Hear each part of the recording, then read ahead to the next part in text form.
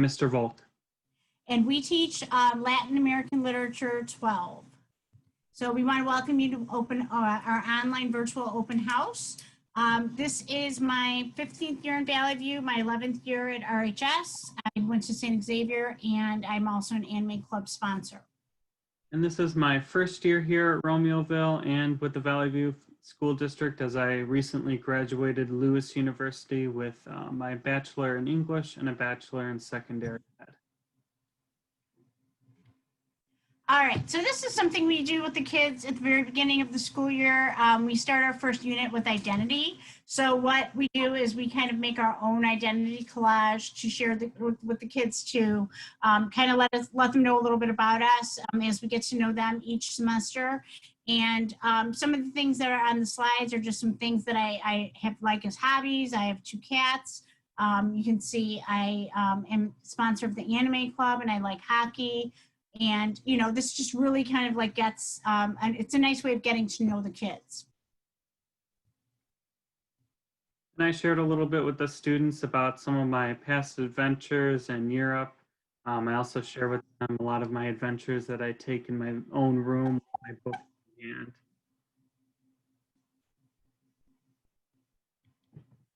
All right, so just a little bit about the course. It is a senior level course, and the main focus is going to be that the students are learning about Latin American authors and poets from different regions of Mexico, Latin America, South America. Some of our expectations are about the same as they would be in the classroom, even though we are learning at this time. We want them to be on time to class or to Zoom. We want them to participate in the chat in Zoom and activities. So just like if we were in the classroom, they would be, you know, taking part in our activities for the day, our work that we're doing. And we are expecting students to complete both work both in and out of class for a grade, because even though we teach them in the class for that day, they have time from, I think it's around like 11:30 to 2 o'clock to be able to work on homework assignments and things like that. So be aware that they are able to complete work in the afternoon. They are given time during the day to do that, as well as maybe even contact teachers for office hours. And work is expected to be completed in a timely manner. This is an example of a sample slide that they would see. Usually we start out with the bell ringer, but this is like what they know that what we're doing for today, our agenda, our learning target, our success criteria. So this is what they would kind of walk into at the beginning of class and see what we're doing for the day. As far as materials in textbooks, we don't have a main textbook, but they do have the packet that they picked up on Materials Day. So we have a very big Latin American 12 packet. We're trying to utilize digital as well. So if they are able to have the packet in front of them, they can have highlighters, they can use sticky notes, things like that to be annotating as we're reading. And I'm much more hands-on with the paper. So we really wanted to get those materials out there because I know for some of our kids, it's a little bit easier than looking at the computer screen for reading. So if they have their packets with them, they're more than welcome to annotate sticky notes, highlighters, etc.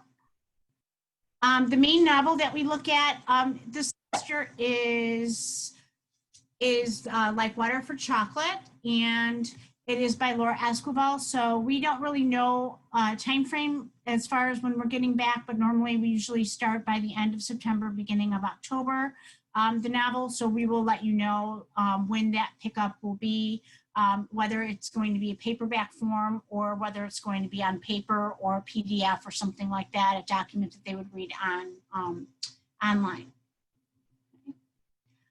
In addition to the materials students picked up and what we provide for them in Google Classroom, we also offer office hours during every day, especially on the days where they're with us in class. They could join us later in the afternoon for our office hours from 12:45 to 2. Students know where the link is for that in Google Classroom. And it's a really good opportunity for them to just bring any questions to us, to also just sit with us in Zoom and work on an assignment together. And also available to students and to you parents by email. And just an additional note with instructional supports. We have read through students' IEPs, and we do understand accommodations, and we've taken the time to incorporate those accommodations into the curriculum itself. But if you do have any questions specific to IEPs or other instructional supports, please do reach out to us by email. Okay, so these are our email addresses, and we also have this on School Wires as well as on Google Classroom, but these are up there for you so you can reference them. And these are the codes that we have for Google Classroom. So if you ever need to go on to Google Classroom, or you can have your student kind of log in and show you what they're working on and show you the assignments. These codes are protected, so it's safe from outside sources and things like that. So we wanted the parents to be able to have access to the Google Classroom. And keep in mind, just because something is submitted doesn't always mean that it's completed. A lot of students will submit things blank just to show mom and dad that they're empty, that they've got it done, but they could be empty and they're not necessarily doing the work. We had a lot of that last semester in March. We just want to make sure that the parents are aware that students can do that, and we want you to have access as well. Okay.